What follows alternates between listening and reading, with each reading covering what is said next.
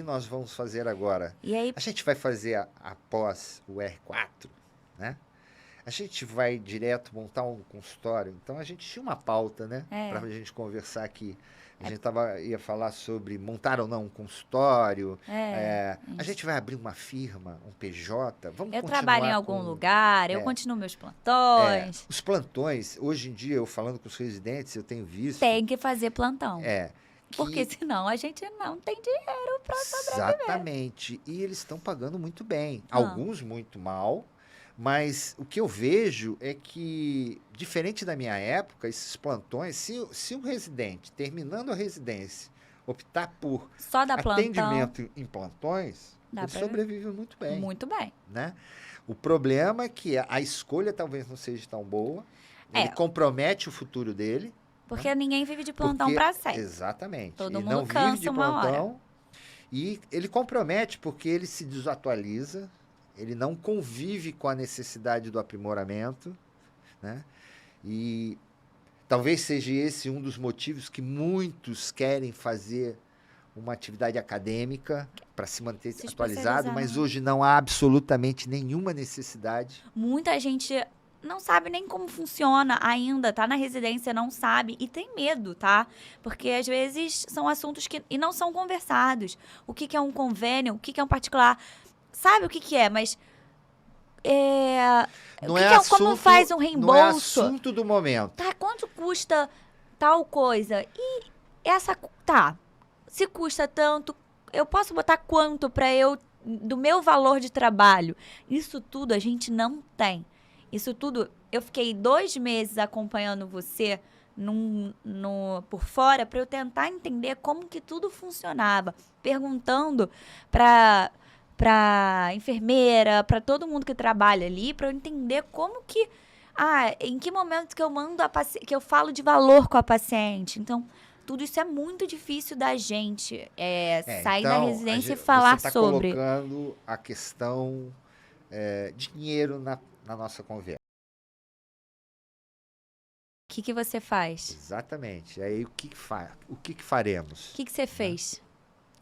Você montou seu consultório? Você pegou? Olha, abriu a portinha, falou esse aqui que eu vou trabalhar? Que você a escolha é simples. Primeiro você tem que ter a formação.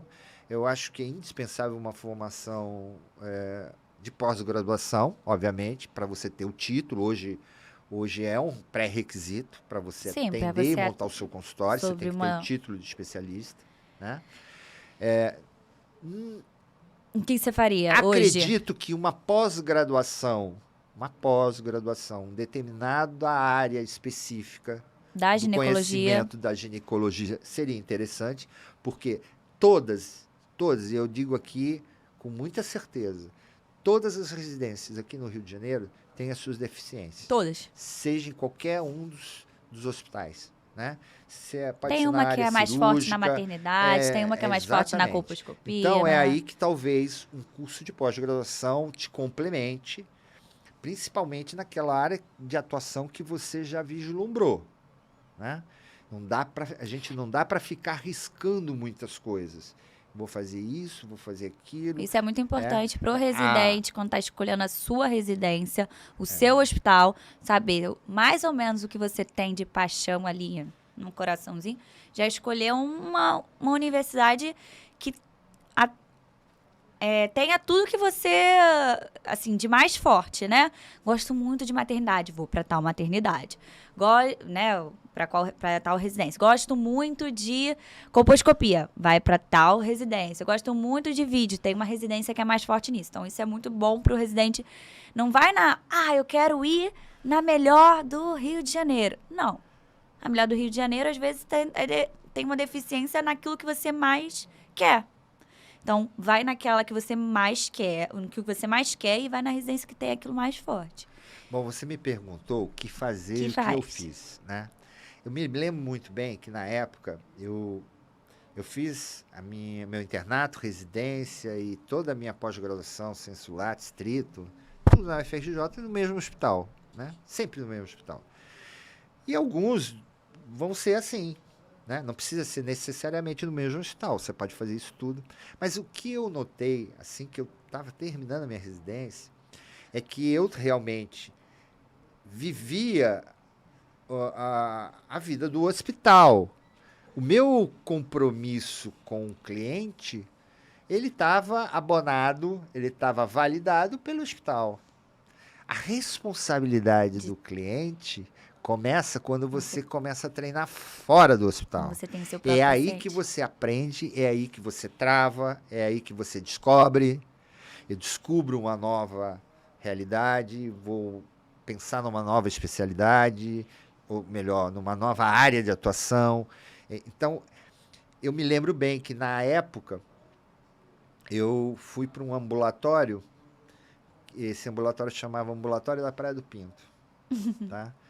Por que Praia do Pinto? Porque existia uma grande favela no Rio de Janeiro, em cima da Lagoa Rodrigo de Freitas, que era a favela da Praia do Pinto. Ela acabou, uma parte virou a Cruzada de São Sebastião, outra parte virou a Cidade de Deus, né? E o serviço, existia um serviço médico dentro dessa favela, ou dessa comunidade, que era chamado Ambulatório da Praia do Pinto, que era o nome da Aí você comunidade. começou a atuar lá.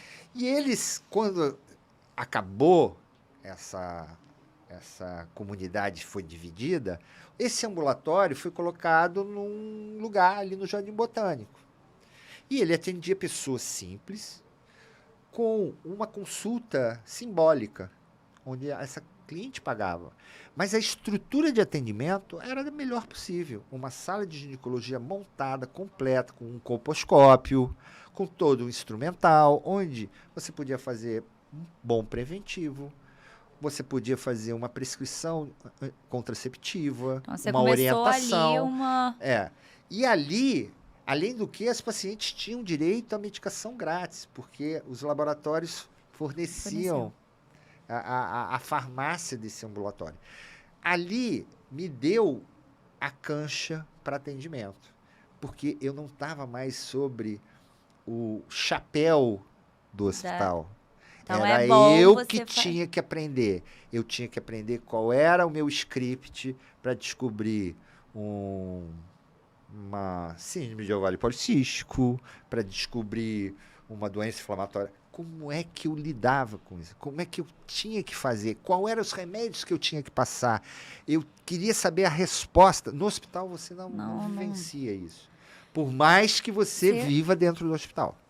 Então era fundamental eu ter essa experiência. Essa experiência, então, é uma experiência boa, positiva para o residente. E então, é que que estiver saindo, hoje você vê muitos residentes indo para ambulatórios mais chamados populares, que dão volume, que dão liberdade para ele, como médico, fazer o seu atendimento. Então, ele não está seguindo nenhum protocolo.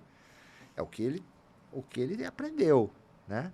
É aí que ele vai criando empatia, ele vai criando... a sua própria segurança profissional, né? Na realidade, é mais então, isso. Eu acho esse momento fundamental e essencial. Porque o medo é em qualquer profissão. A gente sai de uma profissão, as pessoas acham que a gente é médico, a gente já tem que sair, a gente já não sente medo. E a gente não pode sentir medo. As pessoas, eu acho que elas têm essa ideia. Ah, mas 28 anos, parecia que ela tava com medo, não sei o quê. Não. Sabe? As pessoas saem dos seus trabalhos, das suas especializações, das suas faculdades, tudo, e elas sentem medo, sim. Elas sentem medo de iniciar, elas estão com uma responsabilidade muito grande ali. Qualquer profissão é uma responsabilidade. E a nossa é uma vida. Então, assim, dá medo, muito medo. Então, as pessoas têm que entender que a gente precisa de um passo a passo, a gente precisa ganhar nossa confiança. Não é porque a gente não saiba, a gente sabe sim, a gente sabe muito. Né? A gente sabe muito. Os velhos, às vezes, não conseguem enxergar isso. A gente tem 9 anos, a gente sabe coisa pra caramba. Muita coisa, mas muita coisa. Só que a gente, às vezes, precisa da nossa confiança, ganhar aquela... Calma, sabe? Eu tô lidando com uma vida, 2, uma mãe, um bebê... uma grávida, então assim, as pessoas têm que ter um pouco de... E a gente tem que se sentir bem. A gente tem que olhar e falar, olhar pra gente mesmo, que às vezes a gente se cobra tanto e fala, tem que ser perfeito, não posso errar, tem que passar... Não, tá tudo certo, né? Vai ser bom, a pessoa vai gostar de você, a pessoa vai se sentir confiante pelo que você é. E aí você vai ganhando sua própria confiança. Então, talvez um ambulatório, você consiga começar a ganhar sua própria confiança para você, né? Um desses ambulatórios que você consiga traçar seu próprio script que você falou. Exatamente. Te dar mais... Eu já pulei para uma fase péssima, que foi ótima, mas péssima ao mesmo tempo de segurança. Porque você foi pro consultório. Eu fui para um né? consultório já... Mas isso, veja bem... Mas não é isso. Não é um consultório que eu olho e fale assim. É um consultório que eu não conheço ninguém. Eu conheço 2 pessoas que são meus pais e que são muito bons e que todo mundo fala deles nesse consultório. Então, a pressão que eu tenho não é a pressão que uma pessoa que eu convido, geralmente amigas, né, especializadas já, convido para trabalhar nesse consultório, elas não têm a mesma pressão que eu tenho. Então, assim, o meu é um caso à parte, na realidade, porque a gente tem toda uma expectativa. Tá, isso aí é a sua sensação a minha e é expectativa lógico. própria, eu trato isso como terapia. Tá certo.